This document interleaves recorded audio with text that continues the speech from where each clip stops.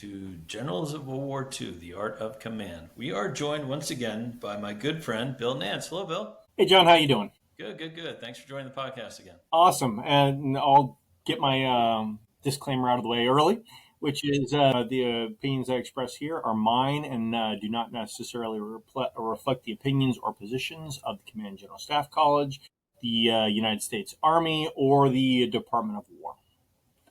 Thank you for that. Bill's a famous podcaster. He has a great podcast, Confused Heap of Facts, but he also has a book on the subject matter today. Who are we talking about today, Bill? We're talking about General William Simpson, who was best known for his command of the Ninth Army in the Second World War.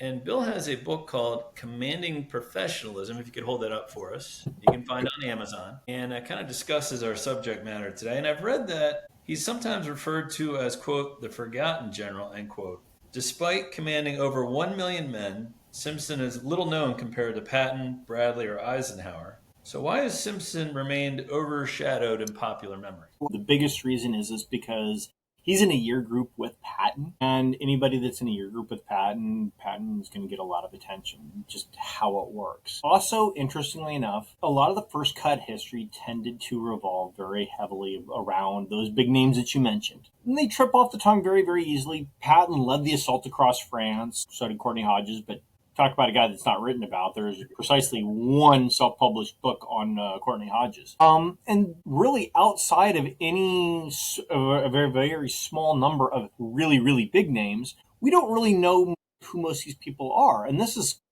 transatlantic, by the way. The British have the same problem with Crerar and Dempsey, who are the field army commanders of the First British Army or the Second British Army and the First Canadian Army. But we focus on kind of the big names, the big personalities, such that a lot of the smaller guys tend to get missed.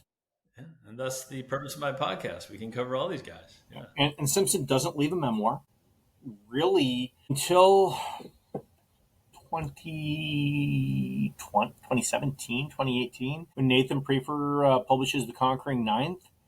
The last treatment of the Ninth Army as the Ninth Army was in 1947 when the Army published its history. Yeah, that's too many decades apart. Well, let's talk about Big Simp, as he was known. He has Texas roots. He's born in 1888 in Weatherford, Texas. How did growing up in Texas at the turn of the century shape his character and outlook, do you think? He was kind of a country boy at heart to start off with, liked riding horses, which got him into polo a little bit later on in life. And he really liked just kind of growing up with stories of military martial concern. His middle name is Hood, William Hood Simpson, and yes, based on John Bell Hood from Texas.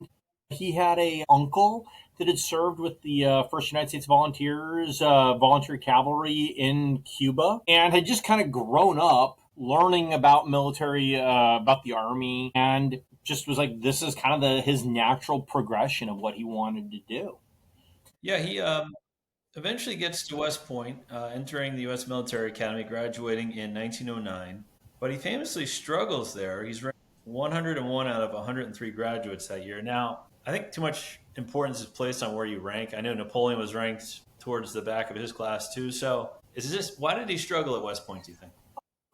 He struggles with academic stuff. He actually is a book learner. Man loves going at doctoral manuals and studying there. But, he fights through math. Famously, when last we were talking about Bradley, and I mentioned Patton had failed. He almost fails math, and which is the same math professor or small group of professors that had failed Patton once and almost failed him a second time. Failed Courtney Hodges. I want to do a study sometime on the math professors of West Point around 1908 to like 1912. That's a study that needs to happen, but.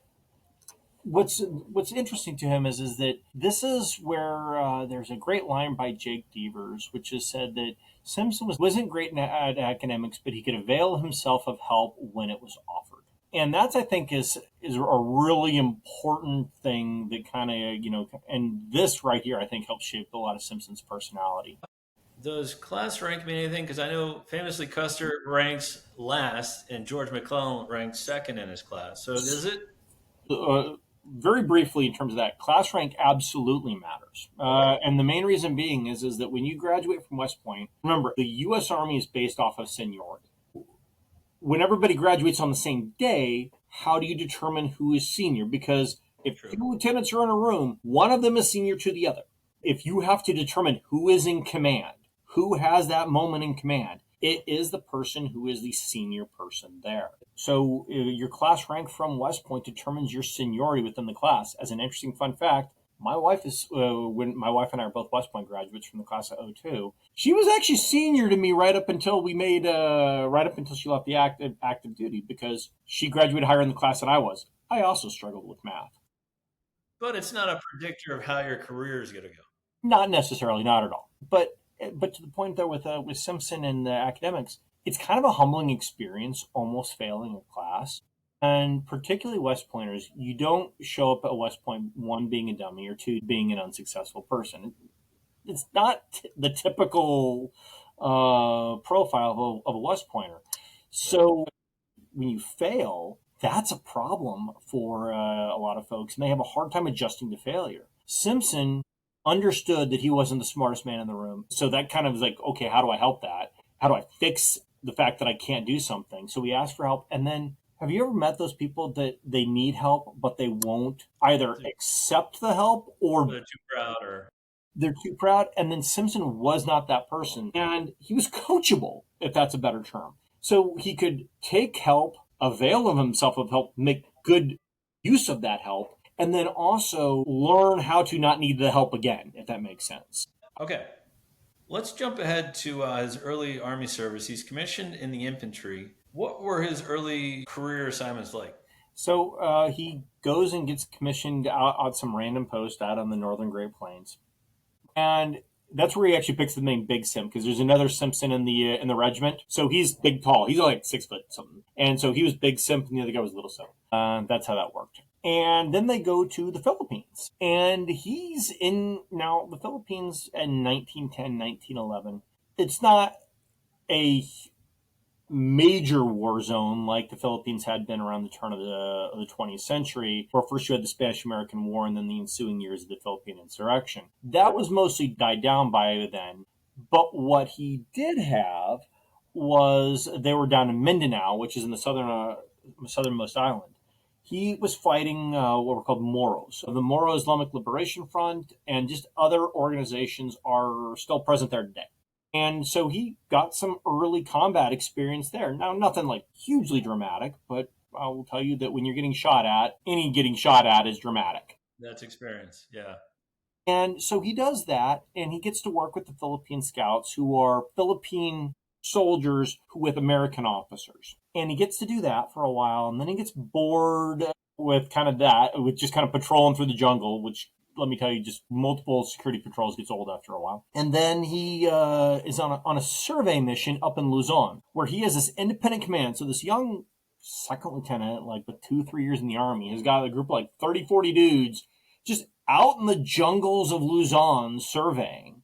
And this is kind of an interesting story, because really from a very young career age, he is having to do multinational operations. There's kind of a give and take with that, because there's the cross-cultural things you have to think about. And we don't know exactly what his Filipino soldiers thought of him during that time frame. However, he seems very, very successful during this time frame. And I don't know if he would have been as successful if he'd, been a jerk to his Philippine soldiers, if that makes sense. Well, I think it's important to learn to serve with soldiers from other nationalities, which will pay dividends later in World War II. Oh, absolutely. And even before, just the modern era, lesson for junior officers. Learn how to work with other nations, because we're not going to ever go to war alone.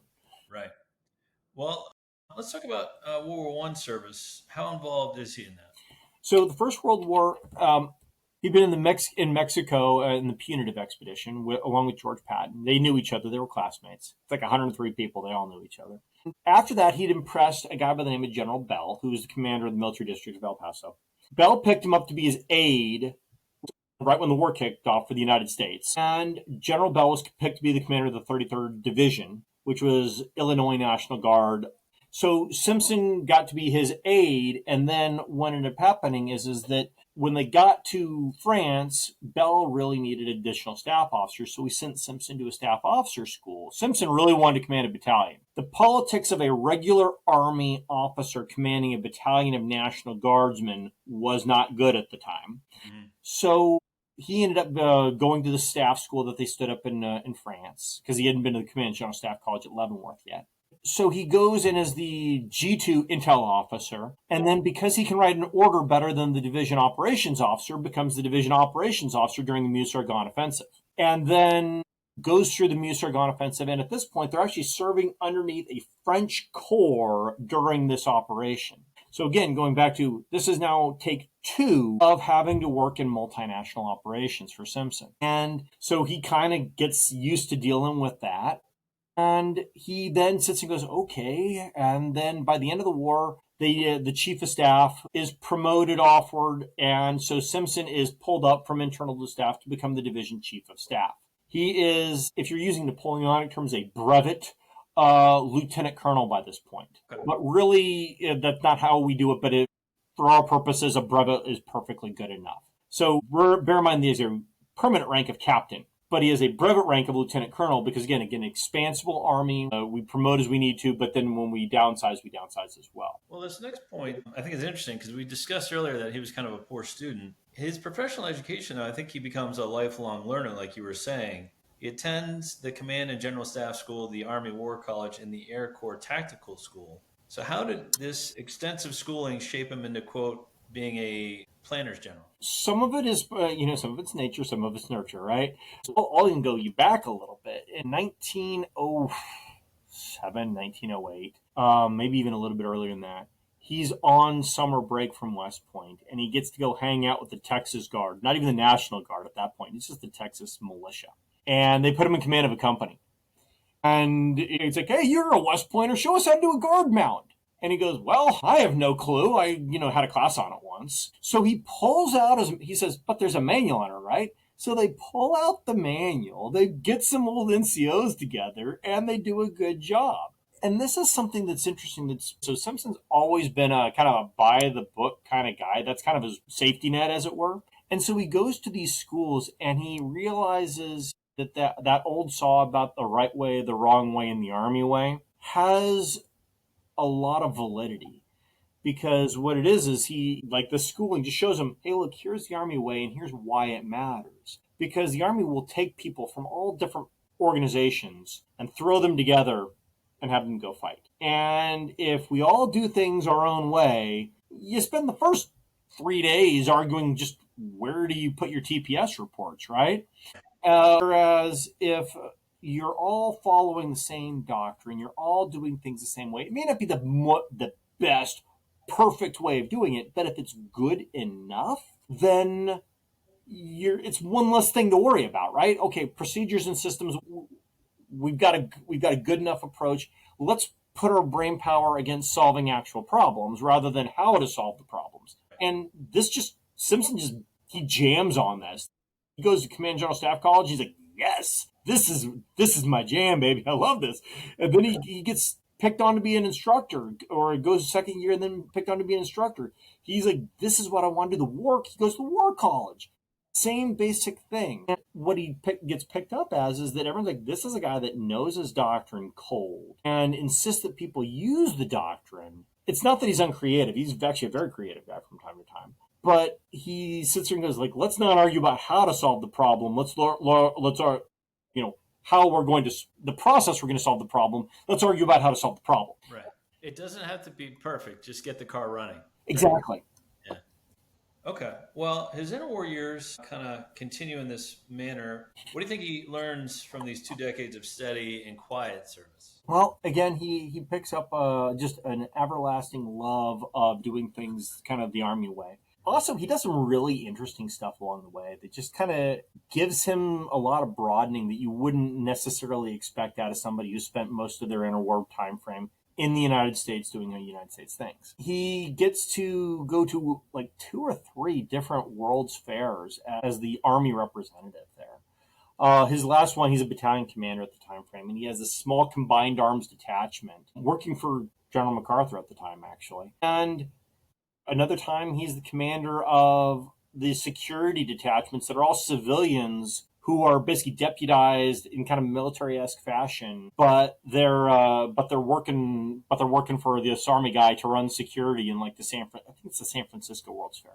And he has to go to all these parties where like all these big name civilians are there. And this is like when he's a captain or, major, lieutenant colonel. And he just has to, so he has to punch well above his weight socially very early on. He learns how to deal with multiple different personalities. So it's not just an American Army officer dealing with American soldiers doing American things. He's worked with Filipinos, he's worked with French, and he's worked with American civilians across a broad array of circumstances. So he's kind of figured out how to build a team and get that team all going in the same direction and do it when you don't necessarily have positional power. So he kind of has to use soft power a lot of the time to get where he wants to go. Well, I think you just kind of hit upon it. Like he grew up kind of modest, hardscrabble in Texas. He gets a worldly education both at West Point in the Philippines and France. Then he's with the hoity-toity folk, the Hollywood elite. So he's kind of seen it all by this time. Yeah, and what's interesting is he kind of compiles all of this together. And what you have is you've got a general who's not just doing my way or the highway kind of things, because you can't, first off, it's not really great even in military circles, but sometimes you need to.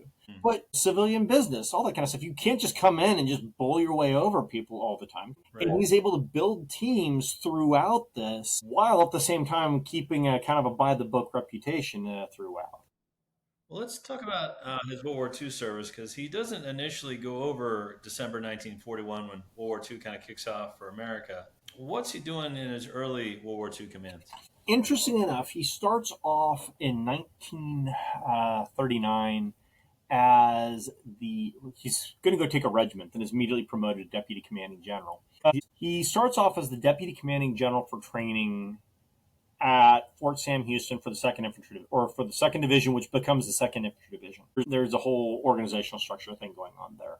And his job is to make sure people are getting trained up. He commands an infantry recruit training detachment in Texas. And that was because originally recruits would enter the Army, they'd be inducted into the Army, and then they would be sent directly to their units for training. What was happening is as we were mobilizing for the Second World War, too much of that was it was slowing down the unit's training process. We don't need to do the basic this is how to be an infantryman, this is how to be a tanker. They needed to show up to the units with that already there.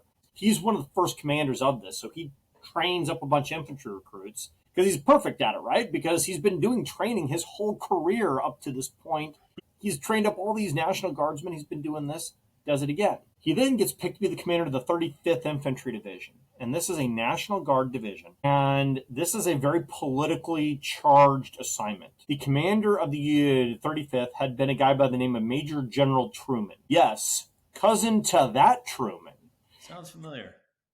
And had been relieved for inability to kind of get his division up to speed, because Marshall's swinging a pretty heavy axe there. So this is already politically very, very sensitive. So Marshall wants to send somebody who's got experience with the Guard, which Simpson had from World War I, to go get this division up to speed. So Simpson has to come into kind of a hostile work environment here and get them going. That's what he's doing when 1941 happens. He deploys them out to California, gets them going in terms of getting a defense, building defensive positions, all that kind of stuff. He's then pulled to go command the 30th Infantry Division, kind of a lateral deployment. Also a National Guard. This time, Old Hickory's kind of Tennessee, South Carolina, North Carolina, those guys. Their division commander had also been relieved. This guy actually, what's funny is this guy actually wrote a book, the previous commander, called The Purge of the 30th Infantry Division. I'll give you one guess what the thesis was. And so Simpson has to come into this exceptionally hostile environment and train up a unit that they don't really want him there. They think that he's a regular Army officer who's supplanting them, and he's got to make it happen. Now, quick funny story here, and I have to tell this because this is a great story for Simpson. He comes in, and they're kind of dirty. They don't have a haircut, so everyone's hair is too long. In the field, long hair can be a hygiene problem. So Simpson was a man who'd gone bald at an early age in his life. So he's sitting there, brings all the soldiers in and says, all right, gentlemen, just so you know, I need everyone to get haircuts. And just to show you that I don't order you to do something that I wouldn't do myself, he sweeps off his hat to general amusement. Well, the That's soldiers good. then start taking that a little bit too literally and just start shaving their heads. Which, incidentally, if you've ever go into the field in the army, that's the best way to just deal with it. Just cut it Yep. all off. But that's what he has to. But that's what he's doing really through the early war. Commands a training corps, commands a training army, and that's when he kind of called up to the bigs. Is in the spring of '44. He's commanding a training army and is called up to, hey, we need to take you and your headquarters into England. Yeah, he must have been getting rave reviews because he takes command of the U.S. Ninth Army in 1944 under Eisenhower.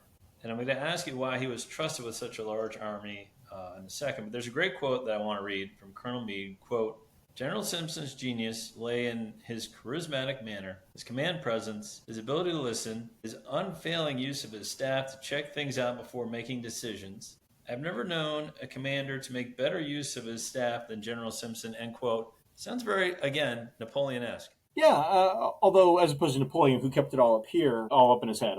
So he had a chief of staff who'd started off as his aide back when he was the assistant division commander of the Second Infantry Division, and these two had worked together as division as general aide, division commander, chief of staff, other division commander, chief of staff, corps commander, chief of staff, training army chief of staff, and they built up a relationship. There was a trust, like they had this intense working relationship that worked for them. And Simpson built his staff along the principle of, you are hired to do this job for me.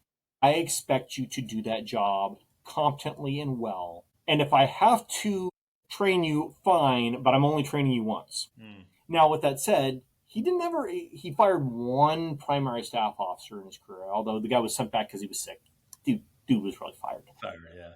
But the idea being is that he trusted his staff to do their jobs and to handle their business. But what he also did is that he would let them do their jobs, and then like when he would like we call it battlefield circulation, is that he'd come across a subordinate unit and he could say, oh, something's wrong.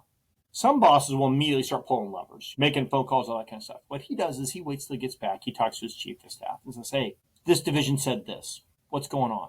Letting his staff respond, because sometimes the staff knew what was the problem and already had fixed the problem, or there was a reason for it and it was the subordinate just didn't understand the context and the boss did that, so he didn't cut at cross purposes to his staff. Other times the staff was like, news to us, we wish they'd told us, and said, could you give us a little bit of time to figure it out? And then they just brief them at the next morning meeting. And the idea being is that way they're not working at cross purposes. They're all working together in that role. Well, yeah, they had clear expectations laid out. I mean, you're a teacher. I used to be a teacher. When you have your five main rules on the wall every day, and you're like, "This is what I expect," it's usually a well-run classroom. Yeah, and the staff and Simpson is like when he got to kind of handpick his staff. His chief of staff had been working with him for 3-4 years. No, that's a great point. Let's talk about the Battle of the Bulge. The Ninth Army plays a crucial role in the northern sector of the Ardennes offensive. How did his steady leadership help stabilize the front? So Simpson's got the sector kind of from Aachen north. So he's not really engaged in a lot of the active fighting of the Bulge.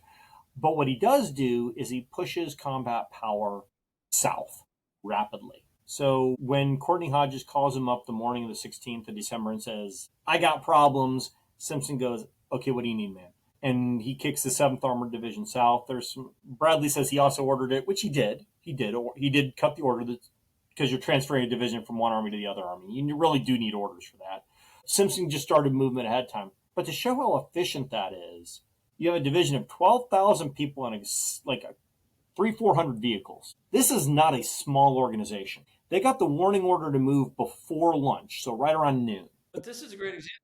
Also, like all we hear about is Patton turning the Third Army north on a dime. We don't hear about this story. Patton, and it's the same process actually. So they got the warning order at noon. The first elements were on the move shortly after midnight. So imagine and they had not been planning to move the division that direction. So this is like from a cold start, call it 13, 14 hours to initiate movement on 12,000 people and several hundred vehicles. In the dead of winter. Yes, across multiple different sectors as they were going through there. And then they did that with multiple divisions.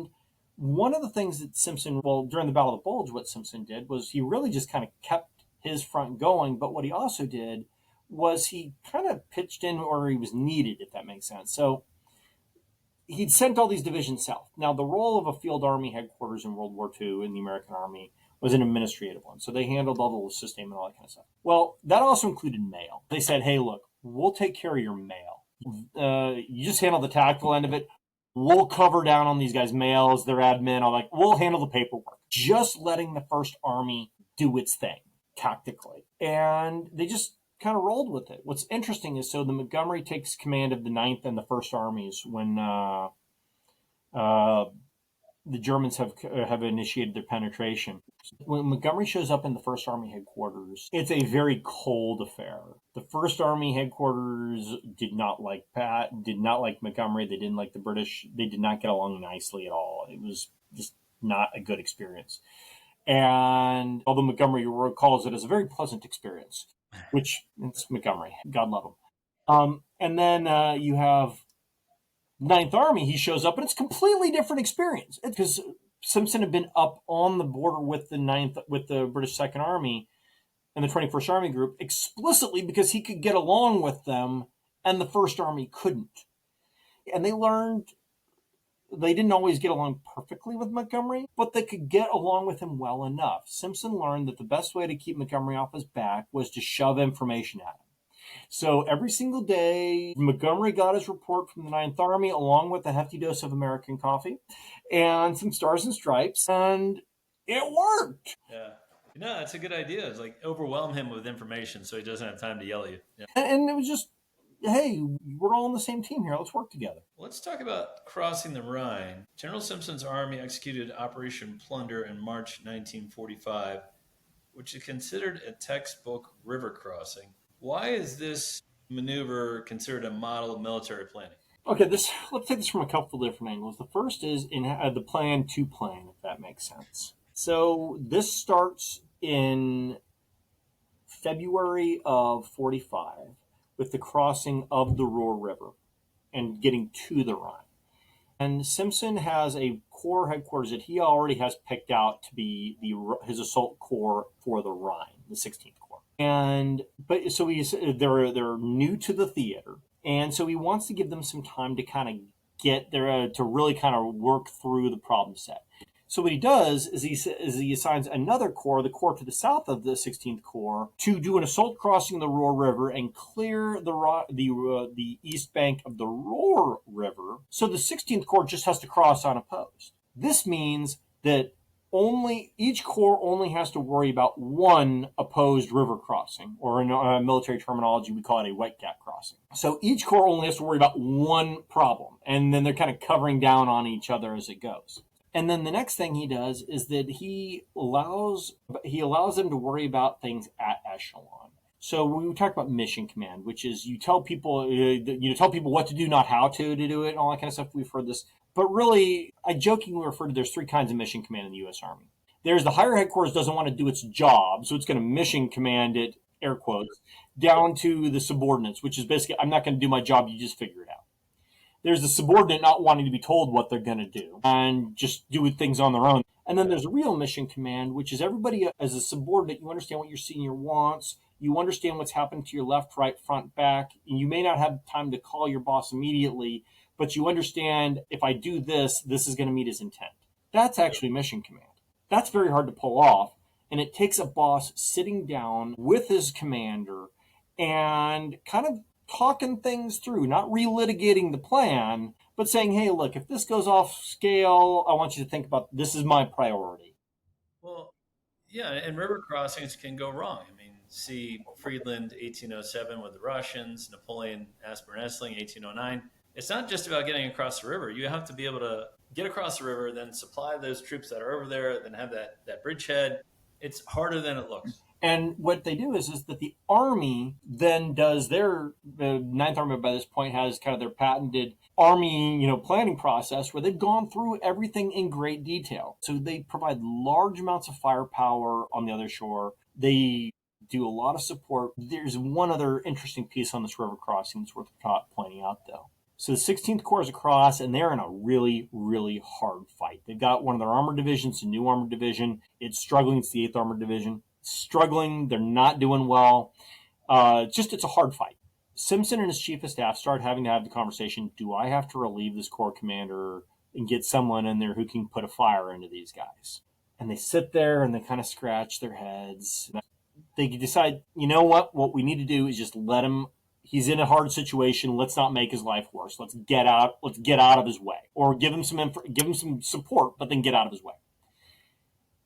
Fight finally breaks free. After the war, in a letter, to Tom Stone, who's really the principal biographer of Simpson, is that General Anderson says, I thought I was going to get fired. I really thought I was going to get fired, but he let me do my job, even though I was kind of struggling at the moment. And that, I think, is just this amazing leadership lesson. Now, first off, we get the guys across pretty easily. But then there's that moment where your subordinate's struggling.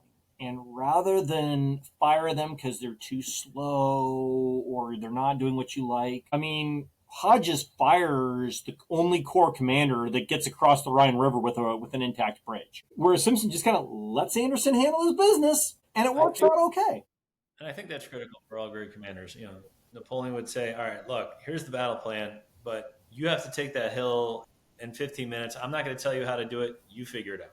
But that's what I would expect of you. Like, don't micromanage too much. Let them do their thing. Yeah, and this is crossing the Rhine, just such a great example here of sometimes people learn best when they kind of struggle through it. And if you fire someone, yeah, you're sending a message, but just exactly what message are you sending? Let's talk about the advance into Germany. Simpson and his forces pushed deep into Germany, linking up with Soviet forces by war's end. What challenges did he face as the war drew to a close? Ninth Army was the northern half of the encirclement of the Ruhr. This is a massive, we encircle a couple 100,000 German soldiers in the Ruhr. And so he's got a gritty urban fight going on his right flank that has got one of his corps. He is also having to link up with another field army, the 1st. He then is also having to continue the assault east into Germany at the same time frame, while maintaining contact with the 21st Army Group to his north. All of this is happening simultaneously, and his job is to kind of keep all of this together. Now, he's going to advance to the Elbe River, and what's interesting is that he wanted to go to Berlin. So when he gets the order from Bradley to stop at the Elbe River, he actually calls him up and says, boss, you certain I can get there? And Bradley tells him no. And fascinating is that I was in Simpson's records, and a historian by the name of S.L.A. Marshall asserts that the Ninth Army was unable to get to Berlin. And Simpson and his chief of staff are absolutely incensed when they see this come out. So they have this letter that they are drafting, and it's kind of cool because in their papers, you still have the draft letters with like pen and ink comments about, oh, this, that, oh, we need to talk to this person. And they're sending drafts to each other back and forth to try and figure out the best way to refute S.L.A. Marshall's point. And what he's really trying to do is because he's also, while he's fighting to the Elbe, making contact with the Soviets who are coming from a completely different direction, so they're not trying to commit fratricide. He is also having to supervise the initial military government of his section of northern Germany as they conquer more and more of Germany. And it's one thing to be a great general; it's another one to be a great administrator. There are two different tasks, and it's not always easy. Right, and at the field army level, you kind of have to do both. Well, he's known as a quiet and competent commander without flamboyance. I want to talk about him versus Patton and Monty. They all had differences, of course. There's a great quote. Monty sent a letter to praise Simpson in 1945, March. Quote, I would like to tell you how very pleased I have been with everything the Ninth Army has done. The operations were planned and carried through with great skill and energy. It has fallen to my lot to be mixed up with a good deal of fighting since I took command of the 8th Army before Alamein in 1942. And the experience I have gained enables me to judge pretty well the military caliber of armies. I can truthfully say that the operations of the 9th Army since 23 February last have been up to the best of standards. To get that from Monty, that's pretty good. Let's take the personality thing first. Patton has a very distinct personality. Enough said in terms of that. And he got results. The combat record of the United States Third Army, when Pat was in command of that, are indisputable. They're there. But here's the interesting thing. The Ninth Army's combat record is also pretty darn good. And you get there with two different personalities. Patton was a great person to work for if he liked you and you were on his team. But if he didn't like you, he picked up the wrong idea about you or something like that. Or if you were on another team, like say his flank unit, it was the Third Army versus the world. Whereas Simpson kind of said, hey, we are part of a larger team here. One team, one fight, let's get this done. He would freely give combat power when it made sense to do so, not just in the bulge. And the other problem that you really had with Patton's approach is that Patton used his staff very, very well. But the thing is that they were running behind him, putting the meat on things that Patton came up with. So if Patton had a bad day, the Third Army had a bad day. But I also wonder, like, just the amount of press all these other units got. Patton's Third Army, 101st Airborne, the Marines of Iwo Jima.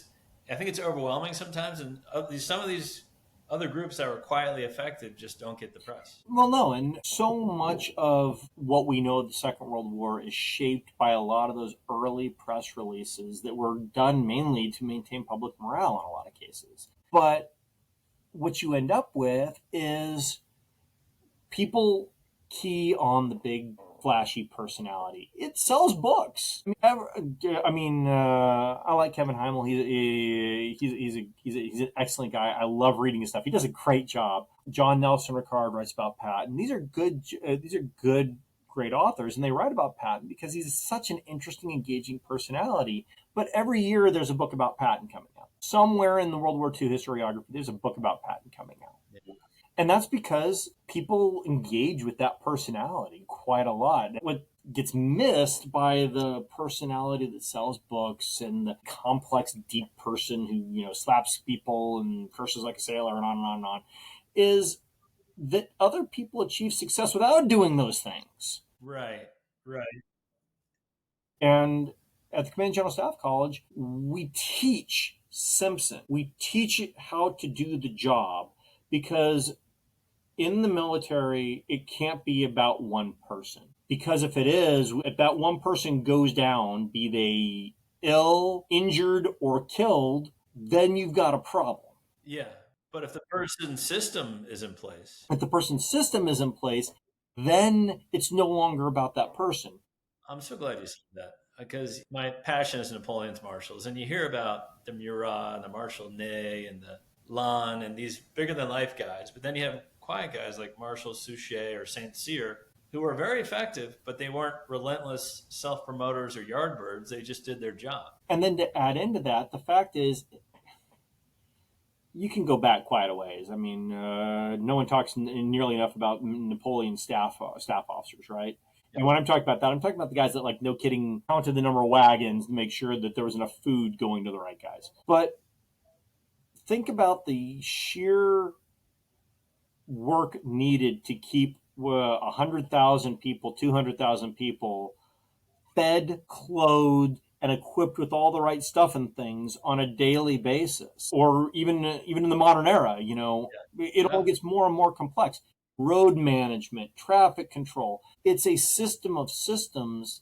And yes, you need that brash personality, but at a certain point, it's about making sure that everyone's got the right things at the right time. It's the sheer logistics of it, which doesn't sound cool. And don't get me wrong, reading logistics studies makes you want to guide your eyes out sometimes because it's boring. But that's what wins wars, right? Is that steady application of process and system with capable. Don't get me wrong, you can't be incompetent. First off, if you're incompetent, you can't do that stuff anyways. I would rather take an army full of B+ students who could make systems work than an army of 1A+ student running around with a bunch of C students. That's a good point.